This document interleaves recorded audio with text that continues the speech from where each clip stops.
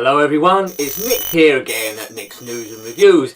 It's Friday and it's time for a weekly roundup of what's been happening on the channel this week, in terms of gameplays at least, because quite often there's other videos as well. Today is the 10th of April 2015. This weekend we see the Grand National, the boat race between Oxford and Cambridge. They always seem to make it to the final, those two. And also the Chinese Grand Prix. So I hope you're going to enjoy any one of those three. If not, watch my channel instead, or indeed all four. So let's get the first game that we had a review at this week, in terms of chronological order, as I always do. It's the ZX Spectrum. We had a look at Continental Circus, released in 1989 by Virgin Mastertronic, based on the arcade game Continental Circuit. Yes, it was translated wrong. What a boo-boo there. But I've already reviewed Continental Circus on the Commodore Amiga, which was okay, a lot a bit tricky. The ZX Spectrum is a bit of a different animal. All the cars are white. It isn't too bad in what it's attempting to do. The most impressive bit of the game is when you have rain conditions. Actual rain comes down. I don't know how they managed to program that on the Spectrum. So I give it 3 or 4 extra points for that. I played the 48K version, which is ghostly quiet. You need a few engine sounds there, so maybe looking at the 128K version would have been better. But it's not a bad game. I couldn't really compare it to any other versions of the game. It'd be a bit unfair. It's Continental Circus. Have a look at that if you must. Well, please do actually. I'm trying to boast views on this channel. Yeah, have a look at it. See what you think. Comment below on that particular video. Now we come to a rather colourful game, one of the most colourful games on the Commodore Amiga. We have James Pond 2, codename ROBOCOD, released by Millennium Interactive in 1991, so 2 years after Continental Circus. It's a sequel to James Pond, where they are stamped all over the licence of James Bond. But with James Pond 2, they've gone one step further. As well as stamping on the licence of James Bond, they've also stamped on the licence of RoboCop. Well done. Sponsored by McVitie's Biscuits, which is quite rare at the time, although there are a few other games that had product placement in. But in this one, it's a lot bigger than the original James Pond, a lot bigger levels. But basically, Dr. Maybe has taken over Santa's grotto and kidnapped all of his helpers, which happen to be penguins. You must go in one room at a time on multiple levels and rescue all the penguins. But it's good fun, this game. I played it a lot back in the day, but I seem to have forgotten how to do a lot of the stuff.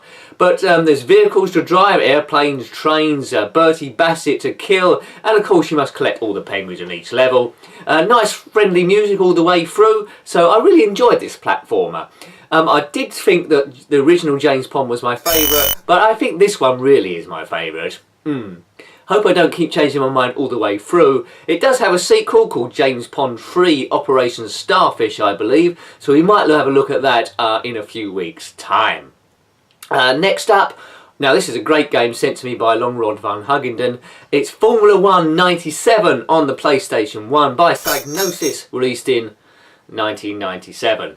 But it plays really well. I mean, graphically it's been surpassed by future Formula 1 games, but at the time and even now it plays absolutely fantastic. It's quite difficult, so I need a lot more practice. I find it hard to keep on the track, but in this review I didn't do too badly. I went around Interlagos in Brazil, did a bit of qualifying and the race itself. So have a look at that one. I need a bit more practice, as I said, to get a bit better on it, but it's a great game. It's got commentary on it by Martin Brundle and the legendary Murray Walker. He does get rather excited every now and again. But dynamic weather effects, there's 17 tracks, including Monaco, my favourite, and Portugal that wasn't originally in it. But you can select any team. There's multiple options there. The arcade version isn't really worth bothering about as mode, so do it in Grand Prix mode. It's a great simulation. It's got damage on it as well, pit stops and everything that you would expect.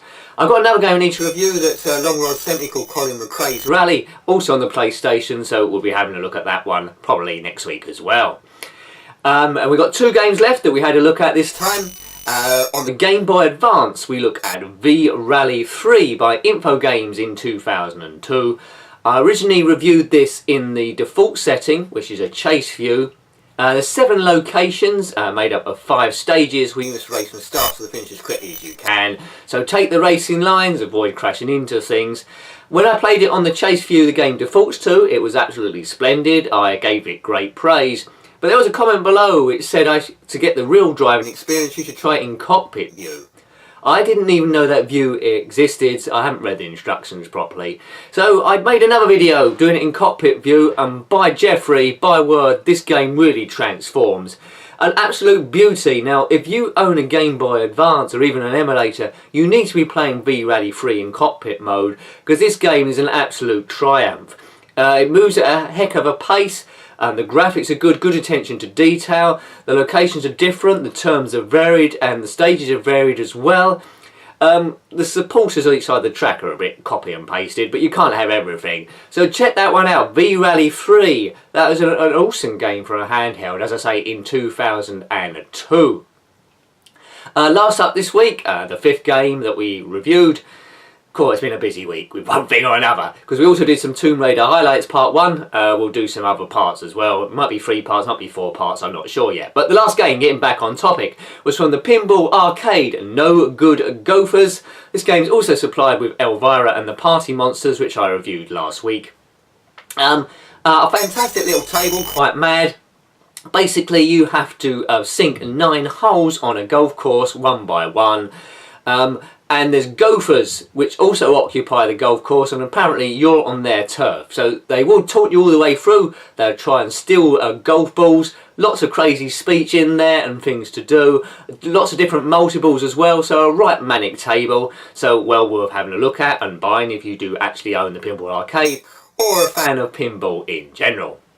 So thanks for watching once again. It's been a bit tiring this week. Even with the Easter break, I found things to do, like extra videos and stuff, but there we go. I just can't relax, I'm a workaholic, but there we go. Hopefully you're benefiting that. Hopefully the subscribers picks up a little bit more and we go up and up so I can do more and wonderful things. So thanks again, and until next time, goodbye. Goodbye.